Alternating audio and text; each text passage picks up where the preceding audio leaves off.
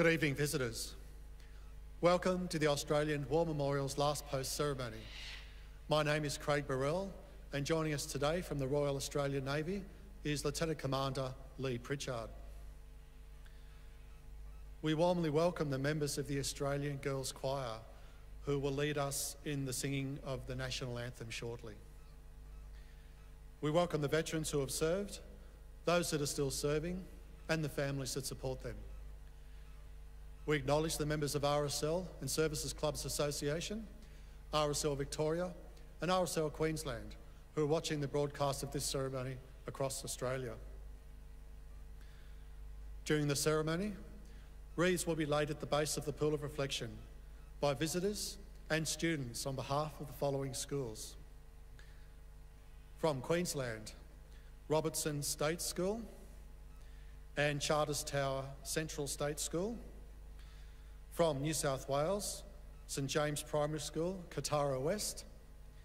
And from Western Australia, Geraldton Grammar School.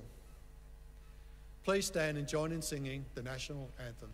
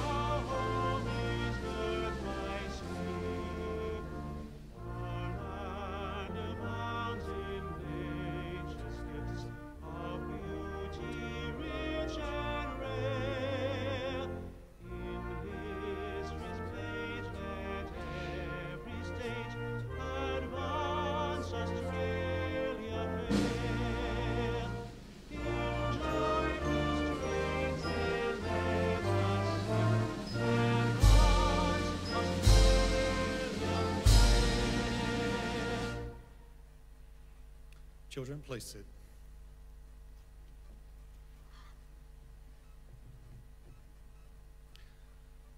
The Australian War Memorial was the vision of Charles Bean, Australia's First World War official historian. Bean landed with the Australian troops on Gallipoli and stayed with them at the front through to the end of the war. The idea of this national memorial and museum came to him at Pozières, France, in the depths of the bloody fighting of 1916. Bean's idea was that this would be a place where families and friends could mourn their loved ones buried in faraway places. It would also be a place that could help all Australians understand what these men and women had endured and what they had done for us. Bean's vision, to which we remain true, is best expressed as inscribed in the entrance to the memorial's galleries. Here is their spirit, in the hearts of the land they loved, and here we guard the record which they themselves made. Tonight, we will read the story behind just one of those on the Roll of Honour, which lists the names of more than 102,000 men and women who have given their lives for us in war and operations for more than a century. But first, we present a lament, Flowers of the Forest. Wreaths or floral tributes will now be laid at the base of the Pool of Reflection.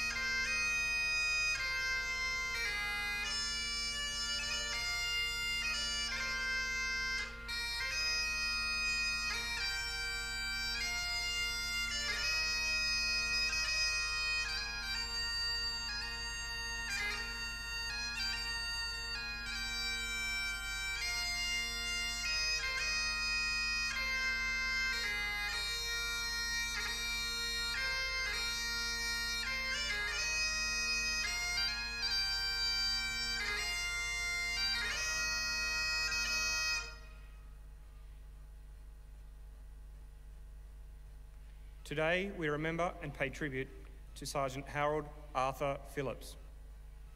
Harold Phillips was born in Rawalpindi, in what was then part of India, now Pakistan, on the 1st of February 1918. Little is known about his early life. At some point, he migrated to Australia, and following the outbreak of the Second World War, he enlisted in Adelaide in the Royal Australian Air Force.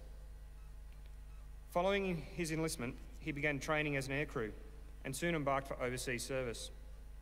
As part of the Empire Air Training Scheme, Watson was one of almost 27,500 RAAF pilots, navigators, wireless operators, gunners, and engineers who, throughout the course of the war, joined squadrons based in Britain. After arriving in Britain, Phillips undertook further specialist training before being posted to No. 50 Squadron, Royal Air Force, as part of the RAF's Bomber Command. On the night of the 23rd to the 24th of September 1942, the bombers of No. 50 Squadron were participating in a raid on Wismar, a port town on Germany's Baltic coast. While returning from the target, the four-engined Avro Lancaster heavy bomber, in which Phillips was a crew member, exploded and crashed into the Baltic Sea off the Danish island of Lolland. Phillips and all 6 of his crew members were killed.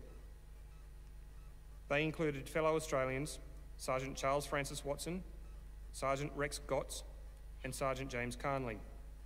British crew members, Flight Sergeant Henry Wade and Sergeant William Trottier, and South African Flight Sergeant George Dickinson. Harold Phillips was 24 years old. The bodies of 2 crew members, Watson and Carnley, were recovered and buried in Sveno churchyard in the small village of Sveno in southern Zealand, overlooking Diebzo Ford, some 90 kilometres south-southwest of Copenhagen in Denmark. Phillips' body was unrecovered, and today his name, as well as the other crew, are commemorated upon the Air Force's memorial overlooking the River Thames. The Runnymede Memorial lists British and Commonwealth airmen with no known grave. Phillips' name is listed on the Roll of Honour on my left, among almost 40,000 Australians who died while serving in the Second World War. This is but one of the many stories of service and sacrifice told here at the Australian War Memorial. We now remember Sergeant Harold Arthur Phillips, who gave his life for us, for our freedoms, and in the hope of a better world.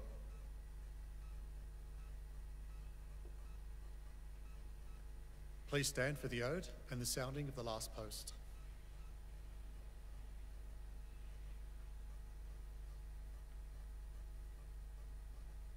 They shall grow not old, as we that are left grow old.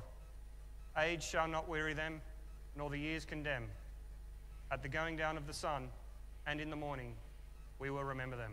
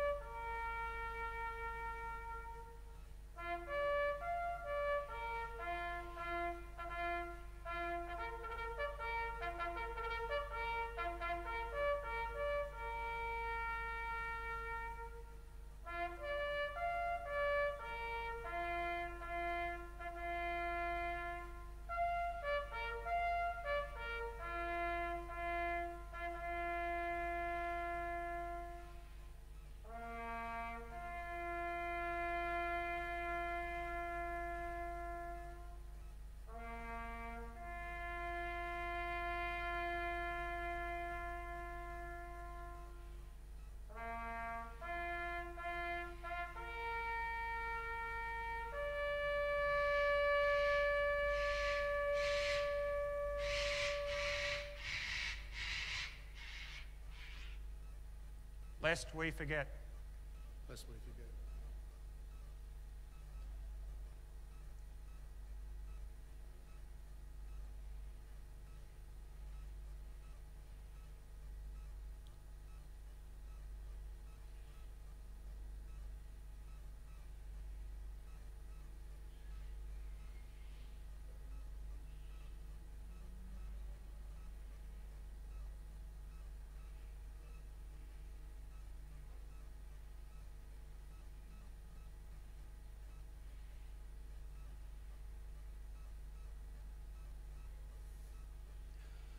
We leave you this evening with the words of the memorial's founder, Charles Bean.